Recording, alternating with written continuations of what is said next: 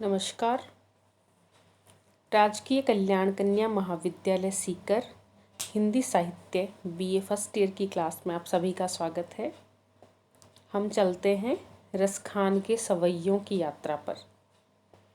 रसखान के सवैयों का अध्ययन करने से पूर्व हम रसखान का जीवन परिचय देखते हैं। हिंदी कृष्ण काव्य धारा में कृष्ण भक्त कवि रसखान का महत्वपूर्ण स्थान है। वे स्वच्छंद भावधारा के कवि थे और उन्होंने वल्लभाचार्य के पुत्र स्वामी विट्ठल नाथ का शिष्यत्व ग्रहण कर मुसलमान होते हुए भी सांप्रदायिक संकीर्णता से अलग होकर श्री कृष्ण की भक्ति की है। लौकिक और अलौकिक प्रेम ही रसखान के काव्य का मूल आधार है।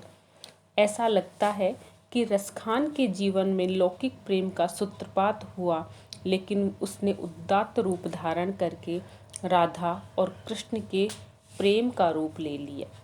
यही कारण है कि रसखान की भक्ति माधुर्य भाव की भक्ति है।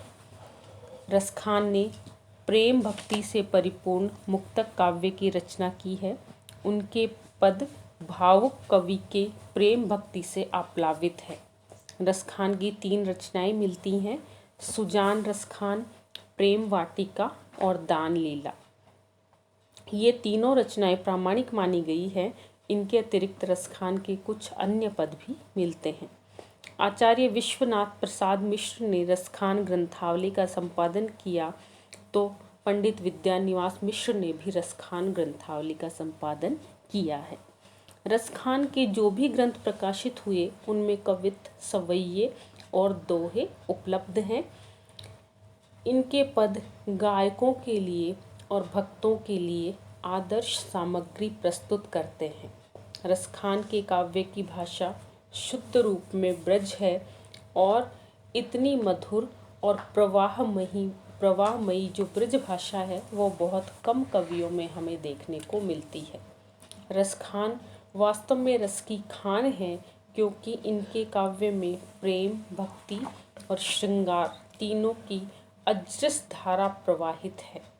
कवित्त और सवैये जैसे जो छंद हैं वो इन्होंने भावावेश में लिखे हैं।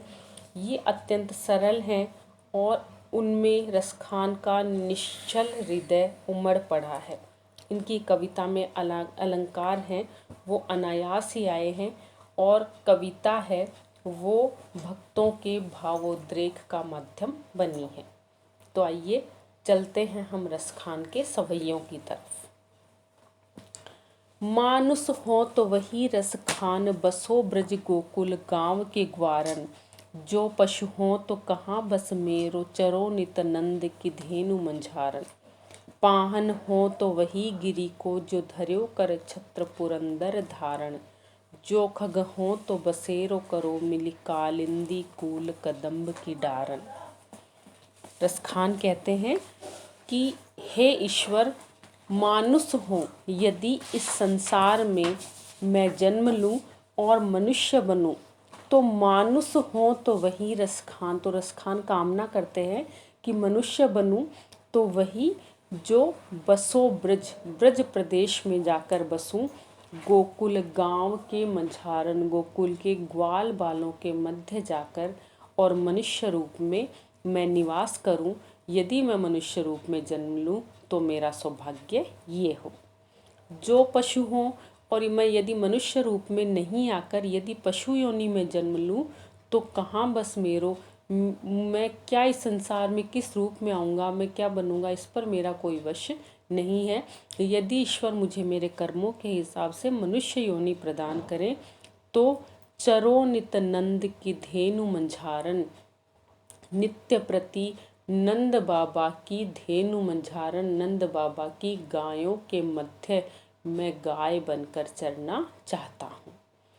पाहन हो और यदि पत्थर बनूं तो वही गिरी को, तो उसी पर्वत का, उसी गोवर्धन पर्वत का, जो धर्यो कर छत्र पुरंदर धारण, जिसको कर यानी हाथ में, छत्र यानी छाते के समान, पुरंदर, पुरंदर कहते हैं इंद्र को, तो इंद्र के कोप से बचाने के लिए, इंद्र के घमंड को नष्ट करने के लिए श्री कृष्ण ने जिस गोवर्धन पर्वत को अपनी छंगली उंगली पर धारण किया, अपनी छोटी उंगली पर धारण किया, और उस गोवर्धन पर्वत के नीचे पूरे ब्रजवासियों को, पूरे ग्वाल बालों को, पूरी गायों को और वहाँ के जितने पशु पक्षी थे सबको उसके नीचे शरण दी, मूसलाधार वर्षा से गोकुल के प्राणियों को बचाया।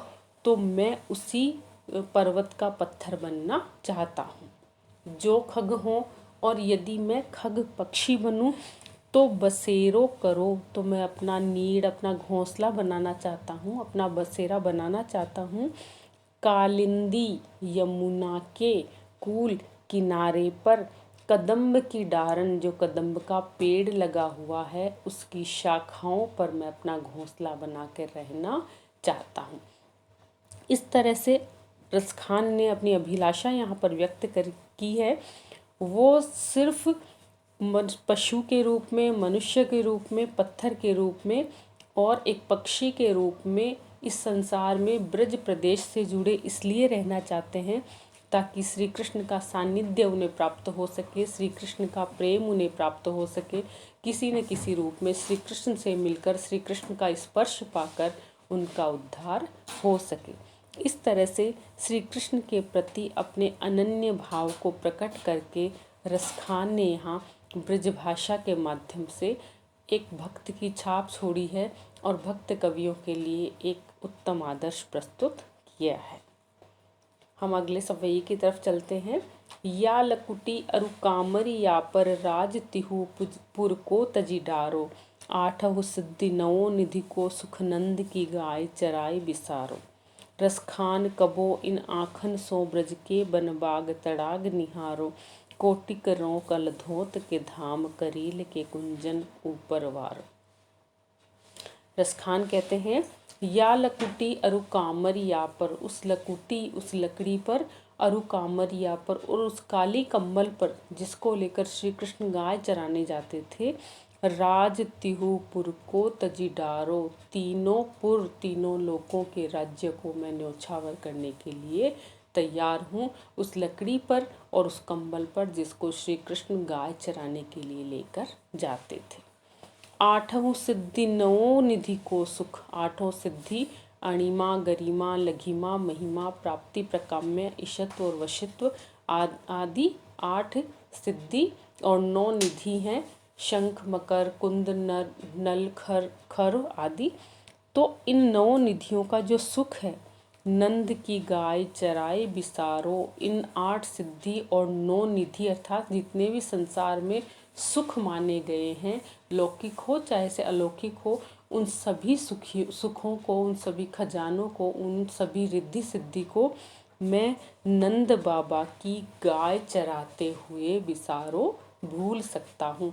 अर्थात नंद बाबा की गायों को चराने में, श्री कृष्ण का सानिध्य प्राप्त करने में, उनकी समीपता प्राप्त करने में जो सुख है उसके सामने 8 सिद्धि और 9 निधि का सुख भी व्यर्थ है।